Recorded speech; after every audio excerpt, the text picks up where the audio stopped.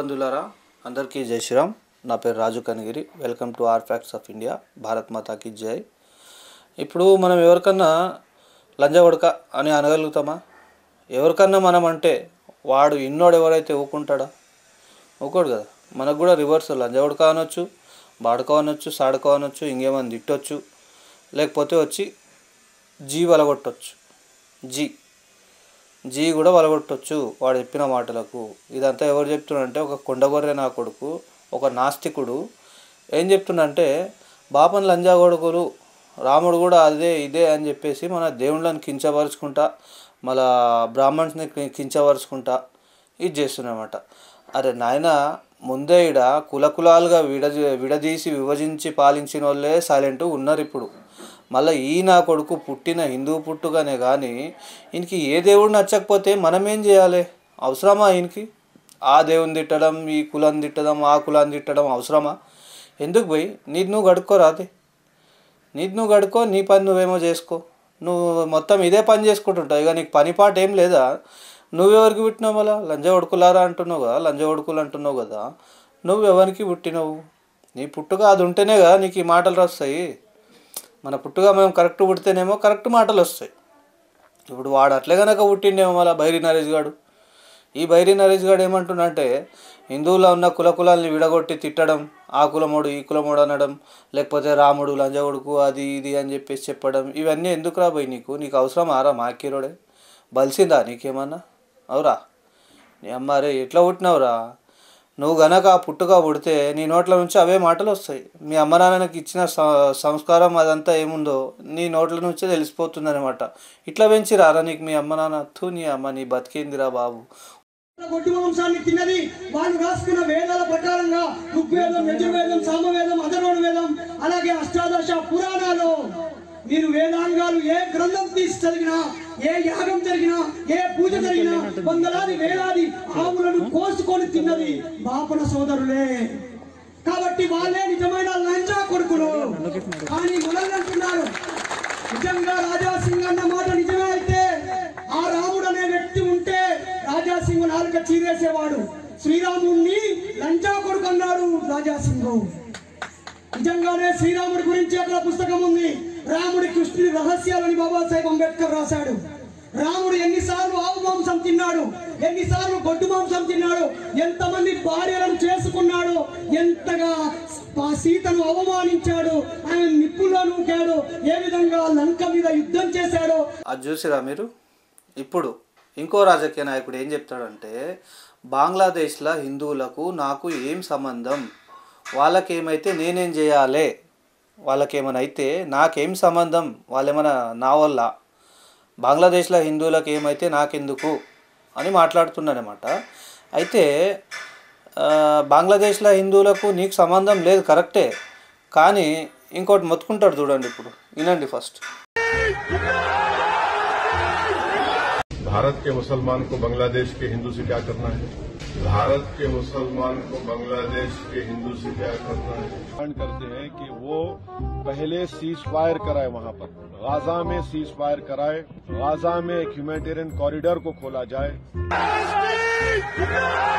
అయిందా? విన్నారా?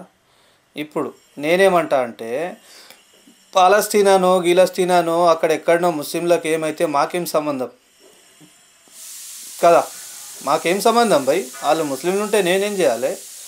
మా దేశం నుంచి ఏం చేయాలి? ఇప్పుడు ఈయన ఏమంటున్నా అంటే బంగ్లాదేశ్లో హిందువులకు ఏమైతే మాకేం సంబంధం అని అంటుండు కదా. సంబంధం లేదు భయ్, నీకు మాకు ఎటువంటి సంబంధమే లేదు. ఏంటంటే నువ్వు ఇప్పుడు మా దేశంలో ఉన్నదే పెద్ద గొప్ప అనుకోవాలి. ఇక అది ఇంకా నెక్స్ట్ ఏమైతే మనం చెప్పలేం దాని గురించి, అదంతా ప్రజలే చూసుకుంటారు.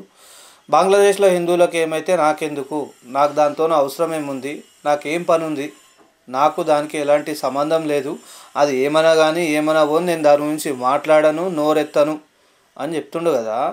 మళ్ళీ పాలస్తీనా గురించి చెప్పినావు కదా, పాలస్తీనాలో ముస్లింల మీద ఇట్లా అవుతున్నాయి, దాడులు అవుతున్నాయి అంటే వాళ్ళకి మాకేం సంబంధం భయ్? వాళ్ళు ఏమన్నా మా హిందువులకు పుట్టిరా? లేదు కదా. కరెక్టేనా కదా నేను చెప్పేది? నువ్వు బంగ్లాదేశ్లో హిందువుల గురించి మాట్లాడినప్పుడు పాలస్తీనా ముస్లింల గురించి ఎట్లా మాట్లాడతావు? చెప్పాలి, ఒకసారి ఆలోచించాలి. ఈడ నీకు ఓట్లేసేటోళ్ళకి మా హిందువులకు ముందు సిగ్గు, శరం, మానం, మర్యాద, బుద్ధి కూడా లేదు అసలు. నీకు ఓట్లేసేటోళ్ళకి మాత్రమే, మిగతా వాళ్ళకి కాదు, హిందువులు అందరికీ కూడా కాదు నేను చెప్పేది. ఎందుకంటే మీ తమ్ముడు ఏమన్నాడు, 15 నిమిషాలు టైం ఇస్తే హిందువులను సాఫ్ చేస్తా అన్నాడు. ఆయన అటువంటికే మా వాళ్ళు ఓట్లు వేస్తారు. మా హిందువులు కూడా వేస్తలేరా? మా హిందువులు ఓట్లు వేయందే గెలుస్తారా? మీరు ఏడేడైతే నిలబడ్డారో సగం కన్నా పైన మా హిందువులు ఓట్లు వేస్తేనే మీరు గెలుస్తారు. అయినా ఇదంతా మీకు చెప్పుడు కాదు, కానీ ఫస్ట్ మీకు ఓటేసే మా హిందువులకు, దద్దమ్మలకు చెప్పాలి. నీకు ఓట్లేస్తే హిందూ దద్దమ్మలకే, మిగతా వాళ్ళకి కాదు నేను చెప్పేది. కానీ హిందువులు ఆలోచించాలి ఒకసారి. 15 నిమిషాలు టైం ఇస్తే హిందువులను లేపేస్తాను అని ఓటేస్తారు. రేపటి రోజు మీరు కూడా సావడానికి మీరే ఓటేసుకున్నట్ల మాకు చంపేయమని చెప్పేసి గెలిపిస్తారు వాళ్ళకు. ఓకే, ఇప్పుడు ఇంకోటి ఏమన్నాడు, ఇంకో కొండగోరె ఈవెనైత ఆడేమన్నా అంటే హిందూ అనేది ఒక చీడ పురుగు, లేకపోతే దరిద్రం, లేకపోతే ఒక రోగం, హిందూని ఏమో అది ఇది అని చెప్పేసి తిట్టిండు. అయినా వాళ్ళకు కూడా ఓట్లేసి గెలిపించారు. అంటే హిందువులు ఇంతకు ఏమనుకుంటారు భయ్? పార్టీలుగా విడదీయొద్దు భయ్, విభజించి పాలించే వాళ్ళకు ఓట్లు వేయొద్దు భయ్ అని చెప్పేసి, కులాలుగా విడదీయొద్దు, విడిపోవద్దు అని చెప్పేసి ఇంతమంది మొత్తుకుంటున్నా కూడా మీరు దేశాన్నే నాశనం చేస్తా, హిందువులు లేకుండా చేస్తా, ఆర్ఎస్ఎస్ని బ్యాన్ చేస్తా, బజరంగ్ దళని బ్యాన్ చేస్తా, ఈ హిందువులు బొందుగాళ్ళు అనేటోళ్ళని ఓటేస్తారు. ఇవన్నీ ఎందుకు చేస్తారు ఇట్లా? అంటే మీరు రేపటి రోజు బతకాలని ఆశ లేదు మీకు. ఎందుకంటే మీరు కూడా చేసుకొని అందులోకే వెళ్ళిపోతారో, లేకపోతే దానికి మీరు సహకరిస్తున్నారో. ఇప్పుడు ఆల్రెడీ సహకరించినట్లనే. మీరు ఎట్లా సహకరించినట్ల అంటే 15 నిమిషాలు టైం మేమా చూసుకున్నాం, హిందువుల్ని మొత్తం కాల్ చేస్తాను అని కూడా ఓట్లు వేస్తున్నారు. హిందువులు వేస్తురా లేదా? సంబాలలో ఒక మన పెద్ద టెంపుల్ అనమాట, ఆంజనేయ స్వామి టెంపుల్, అది బయటికి వచ్చిందనమాట. ఎట్లా అంటే దాన్ని మొత్తం పూడ్చి పెట్టేసారు అనమాట. ఈ కొండగొర్రె నా కొడుకులు, ఈ టోపీలు పెట్టుకునే సెక్యులర్ నా కొడుకులు ఉన్నారు కదా, సెక్యులర్ అని అంటారు కదా. సెక్యులర్ అన్నప్పుడు ఆ టెంపుల్ని ఎందుకు మూసేసారు భయ్? మీరు టెంపుల్ని ఎవడన్నా మొత్తం వేసి మూసేస్తాడా? అట్లే మీ మస్జిద్లు చేస్తే మీరు ఊరుకుంటారా? రచ్చ మంట మండిపోతుంటుంది కింది నుంచి మీద దాకా. ఇప్పుడు పుట్టినది కూడా మంట మండుతుంది. అదే మా హిందువులకు లేదు, మీకుంది, అంతే, వేరే ఏం లేదు. ఇంకో విషయం ఏంటంటే ఇప్పుడు ఆ టెంపుల్ని మొత్తం మూసేసిండు అనమాట. వీళ్ళు మట్టి వేసి, ఆ చెత్త వేసి, అదేసి మొత్తం మూసేసిరు. ఎందుకు మూసేసిరు అంటే ఇక్కడ కనిపించొద్దు, ఇది బయటికి వస్తే ఇంకెన్ని బయటికి వస్తాయో అని చెప్పేసి ఇది బయటికి రాకుండా దాన్ని మస్తు కాపాడిరు. ఎన్ని సంవత్సరాల నుంచి అంటే కనీసం ఒక చెప్పలేం మనం, చాలా కొన్ని వందల సంవత్సరాలు కూడా అయిండొచ్చు. ఆ వందల సంవత్సరాల నుంచి ఏం చేసిరు అంటే వీళ్ళు అందులో మట్టి పోసేసిరు, చెత్త వేసేసిరు, మొత్తం మట్టి పోసి అన్నీ చేసి క్లీన్గా మొత్తం నీట్గా చేసి దానికి ఒక గోడ కట్టిరు అనమాట. అడ్డం గోడ కట్టి దానికి డోర్ పెట్టేసారు. ఏంటంటే ఇల్లు ఉందేమో అని అనుకోవాలి. ఆడ టెంపుల్ అని ఎవరికి తెలియదు. అది ఎట్లుందంటే ఆ టెంపుల్ కూడా మొత్తం ఆ ముస్లింల ఇండ్ల మధ్యలో ఉంది. ఆ టెంపుల్ కాడ ముస్లింల ఇండ్లు ఎట్లా వచ్చినాయి అబ్బా? నాకు అర్థమవుతలేదు. కొద్దిగానే మనం అర్థం చేసుకోవాలి. ఇప్పుడు ఏడ కూడా కానీ, ఏ టెంపుల్ కాడ కూడా కానీ ముస్లింల ఇండ్లు ఎక్కడివి? ఇప్పుడు ఆ ఒక్కటే అని కాదు, ఒకటొకటి వెళ్తున్నాయి కదా. అందుకని చెప్పేసి మన హిందువులు కూడా ఏం చేయాలంటే ఏడన్నా డౌట్ వస్తే దాని మీద కంప్లైంట్ ఇవ్వండి చక్కగా. సార్ మాకు ఇక్కడ డౌట్ ఉంది సార్, ఇక్కడ కబ్జా చేసుకురో ఏమో తెలియదు, మా టెంపుల్ పక్కకి ఈ లైన్లు ఎట్లా వచ్చినాయి, లేకపోతే అలా అమ్మినందుకు కొన్నరా, కబ్జా చేసిరా, ఇది ఒక్కటి తెలియాలి మనకు. ఇప్పుడు ఏమవుతున్నాయంటే దొంగ పేపర్లు పెట్టేసి కబ్జాలు చేయడానికి మస్తు నడుస్తుంది. ఆ వక్ఫ్ బోర్డ్ ఒకటి మన భూముల మీదనే పడ్డది.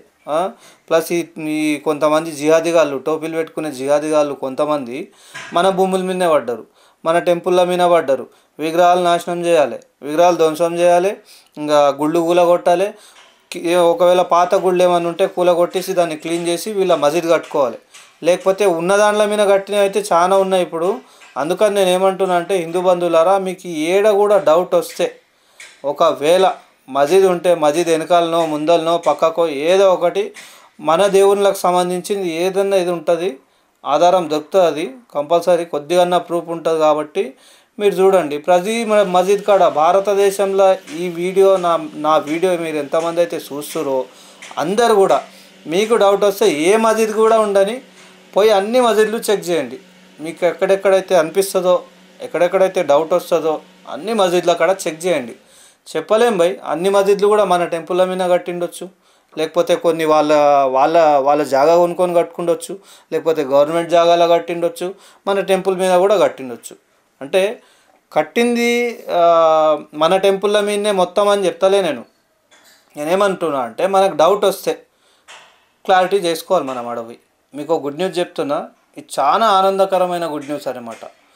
ఒక దగ్గర మహారాష్ట్రలో ఏమైందంటే ఆడ ఏమీ లేదు, ఎంటీ జాగాలో వీళ్ళు స్పీడ్ బ్రేకర్ లాగా వేసి దాని మీద కప్పేసిరు అనమాట. పచ్చ కలర్ జెండా, అదే పచ్చ కలర్ది దుప్పటి కప్పి ఆడ పూజలు చేసి చాలు చేసిరు అనమాట. ఇక కొంతమంది కొన్ని సంవత్సరాల నుంచి జరుగుతుందంట అది మహారాష్ట్రలో ఒక ఊర్లో. అయితే మన వాళ్ళు ఏం చేసిరంటే ఇది ఎక్కడిది ఏం కథ ఏం లేదని చూస్తే ఆడ ఏమీ లేదు, ఒక స్పీడ్ బ్రేకర్ లాగా ఉంటుంది అనమాట. ఆ స్పీడ్ బ్రేకర్ పైన వీళ్ళు పచ్చ జెండా ఆడొక జెండా ఈడో జెండా వేసి సున్నం వేసి పోయిరుగా నమాజ్ పడి అది పడి.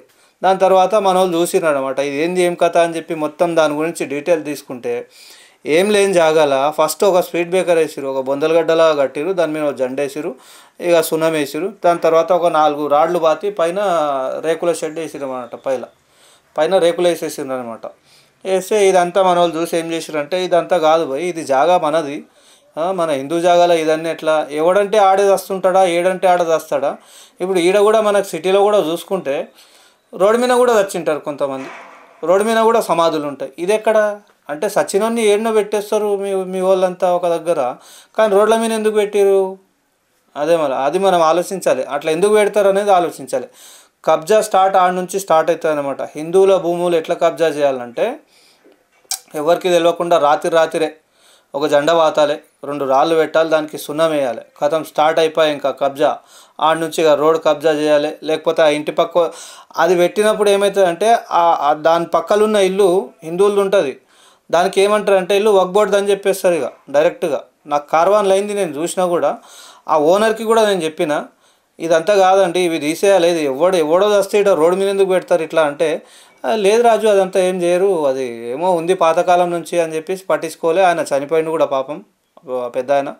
ఇంకోళ్ళు కూడా ఉన్నారు పక్కకు, వాళ్ళైతే పోయి ఏదో వాళ్ళ నాయన చచ్చినట్లు పోయి పూజ చేస్తారు. అబ్బా నేను చెప్పినా కూడా ఇది అసలు మన వాళ్ళు కాదు భయ్, మీ హిందువులు ఎందుకు పోయి పూజ చేస్తారు ఈ బొందలగడ్డకి అంటే, లేదు మేము మా తాతల కాలం నుంచి చేస్తున్నామంట. ఎందుకు చేస్తారో మళ్ళీ అర్థం కాదు. మీ తాతల కాలం నుంచి మీ తాతలు చేసినందుకే మీరు కూడా ఇట్లే అయిపోయారు. కాబట్టి నెక్స్ట్ జనరేషన్ కన్నా తెలియజేయండి దయచేసి అందరు కూడా హిందువులు. ఏం తెలియజేయండి అంటే ఈ మసీద్లకు మనకేం సంబంధం లేదు, ఈ దర్గాలకు మనకేం సంబంధం లేదు, ఈ సాయిబాబాకు మనకు ఏం సంబంధం లేదు. ఇంకొకటి ముస్లింల దగ్గర ఎటువంటి వస్తువులు కొనకండి, తినేవి వాడుకునేవి తొడుక్కునే చెప్పులు కూడా కానీ కొనకండి అని చెప్తున్నాను నేను. ఏమంటారు? కరెక్టా కదా? మీరు ఒకసారి ఆలోచించండి దీని గురించి. ఇంకో విషయం ఏంటంటే ఇంకో గుడ్ న్యూస్ ఉంది. ఇంకో గుడ్ న్యూస్ అదేందబ్బా అంటే మమతా బెనర్జీ ఉందా, మమతా బేగం, ఆ బేగంని అరెస్ట్ చేయడానికి కార్యక్రమాలు అన్నీ స్టార్ట్ చేసిరంట మన వాళ్ళు సీక్వెన్స్గా ఒకటొకటి. ఈమె ఎప్పటి నుంచి ఏమేమి చేసింది, హిందువుల మీద ఎంత అరాచకంగా ఏమేమి చేపించింది, హిందువులకు ఏమనైతే నోరు లేవదు, ముస్లింలకు ఏమనైతే ఎంబడే ఉరికొస్తుంది, కుక్క వచ్చినట్ల పెద్ద పంది వచ్చినట్లు వస్తుంది అనమాట చిన్న పందుల దగ్గరికి. ఈ పెద్ద పంది ఏం చేసిందంటే పందులకు ఏమైనా ఈ పంది వస్తుంది, మన హిందువులకు ఏమైనా అయితే పంది దూరం ఉంటుంది, నోరు మూసుకొని ఉంటుంది, ఆబోషోబోషోబా ఆటాడా పటాడా అనుకుంటూ ఉంటుంది అనమాట. అందుకని చెప్పేసి దీని ఓవర్ యాక్షన్, దీని పనులు ఇంకా చాలా అయిపోయినాయి, ఓవర్ యాక్షన్ చాలా చేస్తుంది, ఇది చాలా రచ్చ చేస్తుంది. హిందువులకు సపోర్ట్ లేదు, ఏం లేదు, ఓట్లేమో హిందువులకు కావాలి, దీనికి ఓట్లేసే హిందువులకు కూడా సిగ్గుసేరం ఏం లేదని చెప్పేసి మన ఒక బీజేపీ నాయకుడు ఏం చేసిందంటే దీన్ని ఎట్లయినా చేసి లోపల వేపియాలి. ఈ పంది బయట ఉంటే చిన్న పందులన్నీ రెచ్చిపోతాయి, టోపీలు పెట్టుకునే పందులు. ఈ టోపీలు పెట్టుకునే పందులకు ఏంటంటే సపోర్ట్ లేకున్నా కూడా ఆల్రెడీ రెచ్చిపోతూనే ఉంటాయి. ఇంకా ఇట్లా మెయిన్ నాయకుల సపోర్ట్లు ఉంటే మన హైదరాబాద్లో కూడా కానీ ఈ చిన్న పందులకు 2 పెద్ద పందులు ఉన్నాయి, ఆ పందులు కూడా అట్లే చేస్తాయి అనమాట. వీళ్ళకి సపోర్ట్ ఇస్తాయి, అరే నువ్వు ఎవరికైనా గుద్దు, ఎవరికైనా మర్డర్ చేయి, మానభంగం చేయి, ఏమని చేయి, నాకు ఒక్క ఫోన్ కొట్టు, భయ్యా మయాపి అంటే కథం చోడదేరే ఉసుకో అంటాడు కాడు ఆ పెద్ద పంది. ఈ చిన్న పందులకంతా అదే అలవాటు అయిపోయింది అనమాట. ఈ పెద్ద పంది ఏడేడా సపోర్ట్ చేస్తుండు, దొంగతనాలకు, మానభంగాలకు, మర్డర్లకు సపోర్ట్ చేస్తుండు. ఇంకొకటి కరెంటు బిల్లు కట్టకున్నా సపోర్ట్ చేస్తారు, ఇంకేంది నల్ల బిల్లు కట్టకపోయినా సపోర్ట్ చేస్తారు, ఇంటి ట్యాక్స్ కట్టకపోయినా సపోర్ట్ చేస్తారు. అంటే వీళ్ళంతా ఎవరికి పుట్టిన వాళ్ళబ్బా, ఎవరికి పుట్టి ఎవరు సొమ్ము తింటురు? మనమేమో ట్యాక్సులు కడతాం, వాళ్ళేమో పుణ్యానికి తింటారు. ఏంది ఇది? మన వాళ్ళు ఒకసారి ఆలోచించాలి. సబ్సిడీ ఏమో వాడు తింటాడు, ట్యాక్స్ ఏమో హిందువు కడతాడు. మళ్ళీ హిందువులు కూడా ఎందుకు కడుతురు? కట్టకండి, వాళ్ళతోనే వసూలు చేయమని చెప్పండి. ఎన్నో సంవత్సరాల నుంచి నడుస్తుంది అది. 40-50 సంవత్సరాల నుంచి వాళ్ళు ట్యాక్సులు కట్టలేరు ఓల్డ్ సిటీలో పోతే. దాని గురించి ఏ నా కొడుకు చెప్పాడు. ఆడ పోయినట్ల పోలీసు వాళ్ళు పోని, లాయర్లు పోని, ఇంకా ఎవరు మన ఎమ్మెల్యేలు పోని, ఎంపీలు పోని, ఎవరు పోతే ఆయన గుద్దవాళ్ళ బట్టి పంపిస్తారు ఓల్డ్ సిటీలో అయితే. ఈ పోలీసు వాళ్ళు కూడా ఏం చేస్తారంటే మనకే దబాయిస్తారు, హిందువులకే మాత్రమే దబాయిస్తారు. వీళ్ళు కూడా రూల్స్ మనకొక్కటే చెప్తారు. అదే ఆ ఏరియాలో పోండి పోలీసులు కూడా ఎట్లా దెబ్బలు తినొస్తారు, రచ్చ మీ జీలన్నీ వలగొట్టి పంపిస్తారు. ఎన్నోసార్లు చూసినాం మేము, ఇప్పుడేం కొత్త కాదు. అదే మనకేమైనా అయితే మీరేమైనా హెల్ప్ చేస్తారా? పోలీసు వాళ్ళు చెయ్యరు. మీకు కొట్టినప్పుడు కూడా మేమే వస్తున్నాం. ఏమని? మా పోలీసు వాళ్ళని కొట్టినాం అని చెప్పేసి మేమే వస్తున్నాం. కానీ మీకు కొట్టిన ఆర్మీకి, మన ఇండియన్ ఆర్మీకి కొట్టినా కూడా ఈ టోపీలు పెట్టుకునే పందులు ఒక్కటి కూడా రాదు. మా ఆర్మీ అనదు, నా భారత్ మాతకి జై అనదు, ఇది మన భారతదేశం అని అనరు. వీళ్ళ పాటలు తప్ప వేరే ఏం పాట పాడరు వీళ్ళు. కావాలంటే ఇంకా పాకిస్తాన్కు జై అంటారు, ఫిలిస్తీన్కి జై అంటారు, బంగ్లాదేశ్, ఆఫ్ఘనిస్తాన్, ఈ టోపీలు పెట్టుకునే పందుల దేశాలు ఏవైతే ఉన్నాయో ఈ చిన్న పందులన్నీ ఆ దేశాలకే సపోర్ట్ చేస్తాయి. మన దేశంలో ఉండి మన దేశం సొమ్ము తినుకుంటా, మనం కట్టిన ట్యాక్స్లకు వెళ్ళి వీళ్ళంతా తినుకుంటా మన మీదనే మళ్ళీ రివర్స్ అవుతారు అనమాట. అందుకని చెప్పేసి మన హిందువులు కూడా కొద్దిగా తెచ్చుకోవాలి. మనం ఏం చేస్తున్నాం, వాళ్ళు ఏం చేస్తున్నారు, ఎందుకు చేస్తున్నారు అనేది మనం ఆలోచించాలి ఒకసారి. అందుకని నేను ఈ వీడియో పెడుతున్నా. ఎవరు కూడా నేను ఒకవేళ ఏమైనా తప్పుగా మాట్లాడితే నాకు కంపల్సరీ కామెంట్స్లో పెట్టండి. కామెంట్లో పెడితే నేను కూడా చూసుకుంటా. కానీ ఒక్కరు కూడా నా వీడియోకు లైక్ చేస్తలేరు, కామెంట్స్ పెడతలేరు. కొద్దిగా దయచేసి లైక్ చేయండి, కామెంట్స్ పెట్టండి, ఒక నలుగురికి షేర్ చేయండి. నేను చెప్పింది ఇదంతా మీకు నచ్చితే లైక్ కొట్టండి. జై శ్రీరామ్.